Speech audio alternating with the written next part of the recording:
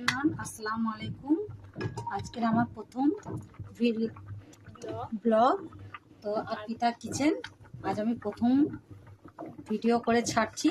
আজকে আমার প্রথম শিম ঘোষ আমি রান্না করছি। তো আমাদের বাঙালি যেরকম সবাই প্রিয় শীতের সময় শিম, তো আমি আজকে শিম বানাচ্ছি।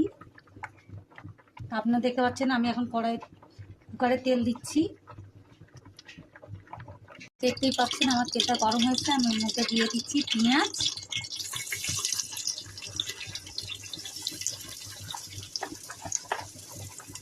পেঁয়াজটা লাল লাল করে ভাজা হয়ে যাবে, তারপরে এর মধ্যে মাংসটা দিয়ে দেব। আপনারা ভাবছেন যে আমি আজকে প্রথম ভিডিও করে শিম মাংস করছি কেন? আমার শিম ভালো লাগে, আর শীতের সময় শিম ছাড়া কি করব। তো অবশ্য আমি শিম শুধু করছি না, আমি শিম ঘোষ করছি, তার মধ্যে টমেটো ভর্তা, শিম ভর্তা, ধনেপাতার চাটনি, পাঁপড় ভাজা, এগুলো আমি বানাচ্ছি। তো আপনাকে আমি পরস্পর দেখিয়ে যাব।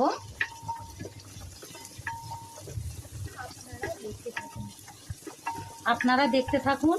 ভালো লাগলে অবশ্যই লাইক, সাবস্ক্রাইব অ্যান্ড ফলো করবেন। তো পেঁয়াজটা ভাজা ভাজা হোক, তারপরে আমি যেটা দেওয়া আপনারা দেখবেন। তো আপনারা দেখতেই পাচ্ছেন এখান থেকে পেঁয়াজটা ভাজা ভাজা হয়ে এসছে। আমি এর মধ্যে দিয়ে দেব আমাদের গোশ। তো আপনি দেখতেই পাচ্ছেন আমাদের গোশটা অল্প, কারণ আমার ফ্যামিলি ছোট, আমার বাচ্চা ছোটো ছোটো বাচ্চা, ওরা কতটা খাবে আপনি দেখেই অনুমান করে নিন। তো আমি পেঁয়াজটার মধ্যে তেল গোশটা দিয়ে একটু ভাজা ভাজা করে নিই, তারপরে সব মশলাগুলো দিয়ে যাব আমি।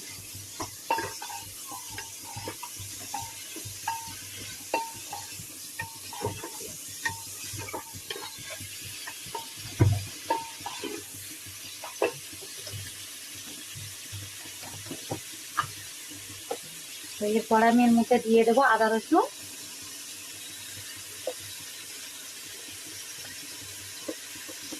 যেহেতু দেখতে পাচ্ছেন আমি একটু মশলা বেশি দিই, কারণ আমরা মশলা বেশি খাই।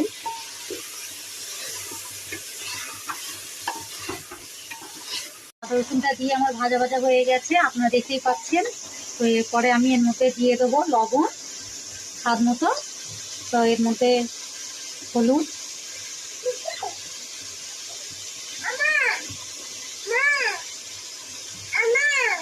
জিরে গুঁড়ো,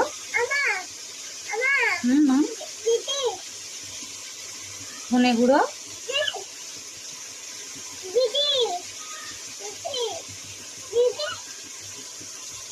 ঝালের গুঁড়ো। তো একে আমরা ভালো করে মিশিয়ে নেব আমি।